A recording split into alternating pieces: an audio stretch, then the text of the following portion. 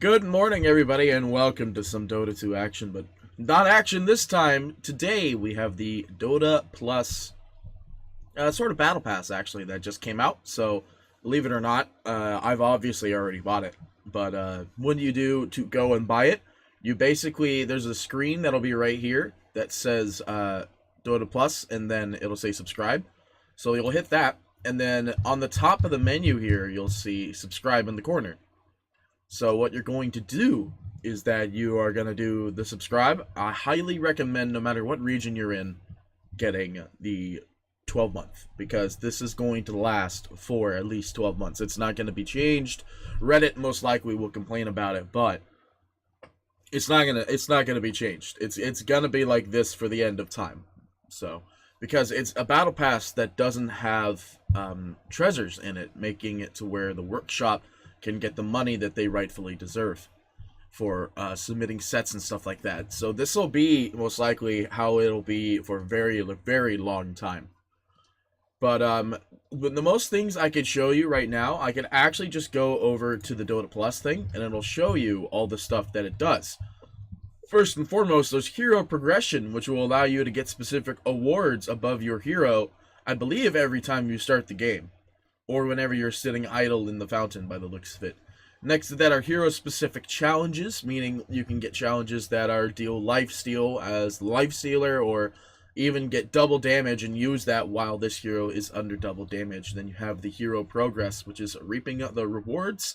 Next to that is hero relics. It basically, like we've already talked about, it'll show you all of these little challenges and stuff like that, which will bring you closer to that. Then we have the hero-specific chat wheel. You can take control of your hero's voice with the chat wheel. You can say whatever you want with this hero, basically. You'll increase the badge tier and stuff like that with different phrases and such. And then there's the weekly review. Each week presents the opportunity to earn 1k extra rewards for the stash to just win 3 games before the weekly refresh timer, which I believe is Thursday. Next for that, though, they actually have new sets that came in. We'll preview those right after we go through all the rest of the stuff on this page. Then there's the Plus Assistant, which if you are anyone like myself, you have Dota Buff Plus on Dota Buff. Now, this is basically the exact same thing, but on the Dota client now. All the information is now neatly packed into one specific spot. On top of that, you also can have something, it'll tell you based on whatever best fits the draft, like what hero could be the next person to go into the draft. Or perhaps you could even get it, it'll show you and tell you what you should build instead of what is the usual build. On top of the fact there's still builds and stuff like that, but during the phases of time, it'll actually tell you, like, this is the suggested build, and then Plus suggests something else because of the game's current situation. You can select those different things. And there's also ability suggestions. When I first saw this, I thought it was like 45% of people usually go for this at level 2. So I'm like, okay. But depending on the status of the game, it'll tell you on what the best thing to do is. But if you already know how to play this hero, i.e. Razor, then you really shouldn't need help getting that done. Then you also have hero suggestions, basically. It'll tell you what you maybe should pick. It doesn't really affect what you're going to do in Dota yet again. Like, it's just like you could pick this or you could pick that. Doesn't really matter. But yeah, so it'll show you all these suggestions and your hero power ranking on those on top of that. You probably will never follow that. A lot of people in Dota 2 like to play as they like to play. And then at the end of the game, or maybe during the game, I don't know, I really think it's at the end, it'll show you all this fun stuff that is the reason why you died, basically. It'll actually show you all of the magic and pure. I think pure is supposed to be a white bar. Pretty much like that. And then there's the lane strategy. I don't know what the percentages mean. Sometimes the conditions and plans will be a different change. So these are basically what it's going to tell you to do. Now, you know, this may be like, a lot of people don't like to play this specific role and so on and so forth. But at the same time, again, no one's going to pay attention to it. So it's just going to happen that way. The global rankings, basically, for every hero, you have a ranking for that hero. So, for instance, if you were like the number 5 sniper, you would know that you're the number 5 sniper. Then there's the real-time comparative analytics. So it's during in the game, you'll have a HUD that updates with your KDA, last hits, and net worth stats that let you track your performance while in the game. So that's basically like if you were a caster like myself, you get to see the net worth bar and all that stuff. You basically get that while in-game now. So you can see how much you are worth. Ideally, as a Dota player, I don't like to see how much I'm worth throughout the whole entire game. Next to that, we also have the spectator win probability graph, which is basically a combination of the experience and the gold graphs. It's to complement it, but at the same time, it is just the combination of both of them. So then we have the plus perks. There's the battle pass that'll come back. All non-members can still buy a battle pass ticket for $1, but if you are a captain of owning your Dota Plus, you get in for free, on top of the fact that you own Dota Plus. Next to that is the seasonal terrain. Everybody likes it so much. I like it a lot. I loved seasonal terrains. And they're basically going to make it to where the seasonal terrains will rotate in every year through the Battle Pass system. So it's basically just going to be this throughout the whole entire time. One of them just looks kind of normal, but all the rest, they are definitely new. Newer. They update the little thingy there. So there was summer, winter, and fall, or spring, whatever you want to go with here. So that's summer, spring, this is fall, and then this is winter, and then it'll just go back. So there's 3 seasonal terrains. And then here's all the evolutions of the battle pass. So all of this stuff is what you get, and all that stuff is what you get.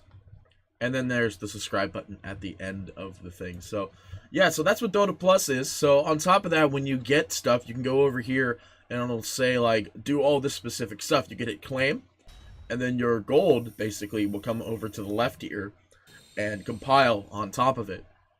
You can also see that the challenges win 3 games this week. So, but let's look at the plus rewards. So here are some of the rewards that are found through shards. You can get this sweet looking,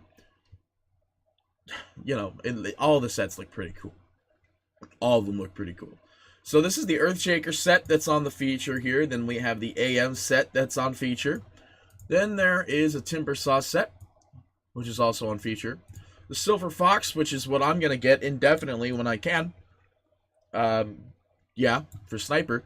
Then we have a Magnus set, and then we have a Tuska set, which I saw this on the workshop. I saw this part mostly on the workshop. In this menu, you could also go to Legacy Sets. You'll be able to go back and find specific sets that are in the Legacy menu, allowing you to get certain things that are possibly somewhat not accessible at the moment, but they kind of are. A lot of these are very accessible at the moment. Some of them are rares, like I know this is a rare, so this is accessible at the moment. Some of this stuff is like, it looked like compendium sets, it doesn't look like compendium sets. There's certain sets that like you might not have wanted that are back. There's also this one. I looked at Moonlit Thicket and I really actually liked it, but at the same time it was a rare, so I didn't want to go for it. That's why it's 3,000 instead. There's certain sets that might have been in compendiums in other periods of times that you could also be getting from this. So for example, there's like the compendium Scorched Fletcher, the Smoldering Journey, the Ember Rider, the Drowned Horseman were all in compendiums. Well, there's compendium versions you get, or not Drowned Horseman actually, it's just really these 3. And then Rider of Avernus, that was it. So these were ones that were in compendiums, that's why they're 3,000 or 2,500 by rotate, but you know, I really do want this Moonlit Thicket. So anyway, with all that being said, there's also Hero Relics, which is the other newer, fancier way to actually have stat track gems, basically. You can get these relics that'll do all this fancy jazz. Now, since we have 800, I will go ahead and show you what it does once we get to the hero that I play a lot. So we'll go to Sniper and we'll hit Random Relic. So from this, you can get a random relic that could be worth either 5,000 and or more. Most of the time you do get a common one. There are 4 rares, but you have the chance of getting a rare one immediately. But it looks like this is a relic that is kills. So what you would do then is that you would take this relic for kills and it would start tracking your kills.